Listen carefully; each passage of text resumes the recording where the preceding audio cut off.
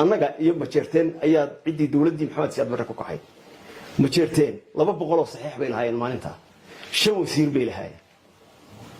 janaka ay lahaayeen ciidamada waxaan anagu lahayn habar sagaal bay isaaq lahaa wasiir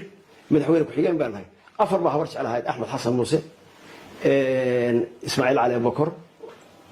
ninka la yiraahdo Siilaanyo Jaan Gaas Maawiye baltay waa arrin xaqiiqa anaga ay majeerteen maayarka hagoog buu noqday Xasan Abshir baa joogay oo ka soo jeeda Puntland dawlad ya ayaa meesha ka jirtay waanu baxno intaasoo 100,000 baa labadeeda qoloba naga soo dhintay maanta reerkii majeerteen waliba Abdullahi Yusuf hadaan xamar iman dawladda ma dhalateen 2017 suuqa Makka Mukarrama orod baa lagu mari jiray dawladnimada way jeedeen ragga doonay maanta xeelku ayaa mas'aladada ama madaxtooyada weedinayaasha waa raggii lahaa xabad baa iga fakatay xaafadaas loolama kicin waa fakatay madaxweynaha xaafada ku garaacay dawladnimo ayaa la keenay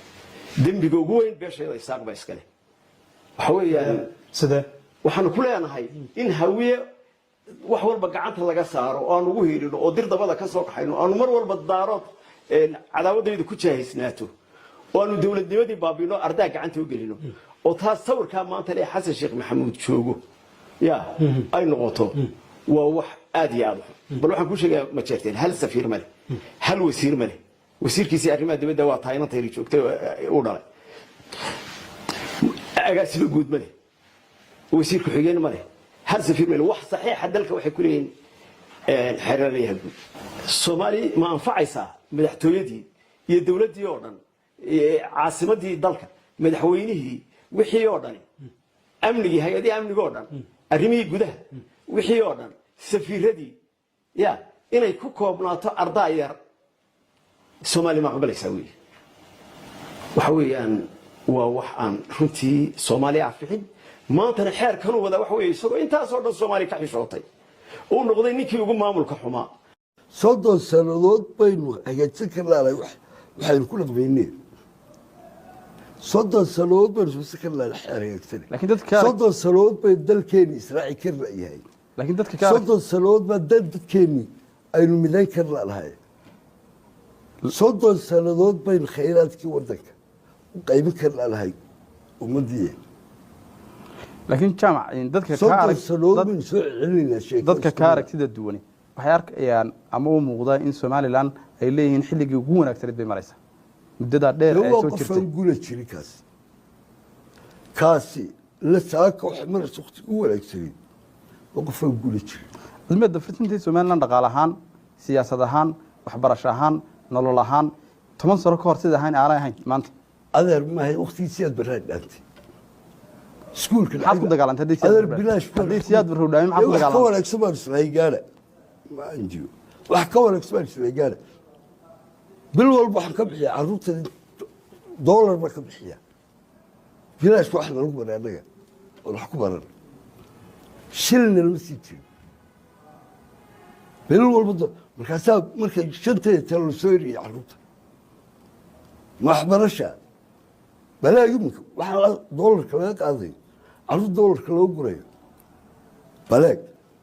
mid jaacad ka imaan mid warqad qori karaya kuma jiro ma waxbarasha waxaas mid warqad qori karaya kuma jiro dollarna wadamada laga wada dadku way duleysay meelaha ka duleysay arki maaya wax waxbarashada xagee taala jeeysa ma buugta ma soo iyo baskeena raacay waxbarashadooda standard markaan nahay warqadan qori jiray ma qori karo ku jaacad ka baxay minku bilaash bay waxbarashadeedu biyahan heli jiray soddon sanadood bay caasimadda beelada layrka dollar baa laga qaadaa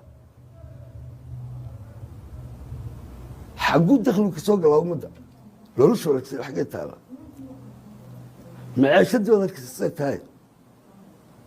dawlad baa jirtay keentay raashinka oo dadka noloshooda ilaalisa ayaa loola dagaalantaasay oo dhakhtaradu bilaashiin oo caafimaadku bilaash yahay oo dadka dhakhtarra u dhistaa oo iskuulla u dhistaa oo wadooyin u dhista taalo la dagaalanta asahay maxaynu ku bedelay aynu haynaa waxaa dhakhtar leeyahay iskuul leeyahay layn leeyahay telefoon leeyahay wadadun baa inoo hadhay oo niyeesho laakiin ammaankii iyo xasiloonidii kala dambeyntii taasi ka iman badnayd sababtan maaha kii waa lawdad suuqa hubka siduu dadku suuqa ku leeyahay mudaharaadka ammaanka tigsa wax labis dadkii magaalada Hargeysa mudaharaad ba ka dhacay ciidamadii faqashtaa joogay dabaabadii taagiya haysteen halka inaan daragtay saldhigga maxkamadda horteeda magaciisa ku qoran yahay ayaa ku dhintay maxay imsay dishay imsay dishay imsay dhaawacday imsay dhaawacday maalintaa faqashtu ay dhaawacday shalna bay dhaawacday faqashtu muuse axmed kaalim say dhaawacday caalimka imsay dilay walaagga sheeg soo baxay waxaanu doonayno iyo waxaanu halgamayno midna lama hayo waxaa wax ka wanaagsan doonayno jiray waxaa jiri jiray ee ka dagaalanay wax ka wanaagsan doonayno ma hayna msax ka xumayna hayna noocani waa nooca ay ka dhashaan marka adduunku way soo wada martay noocan leeyni leeyahay iskuul leeyahay biyani leeyahay maxayni leeyahay nolosha uu niyeelanayo waxay dadku markii ka kacaan kuwa leeyahay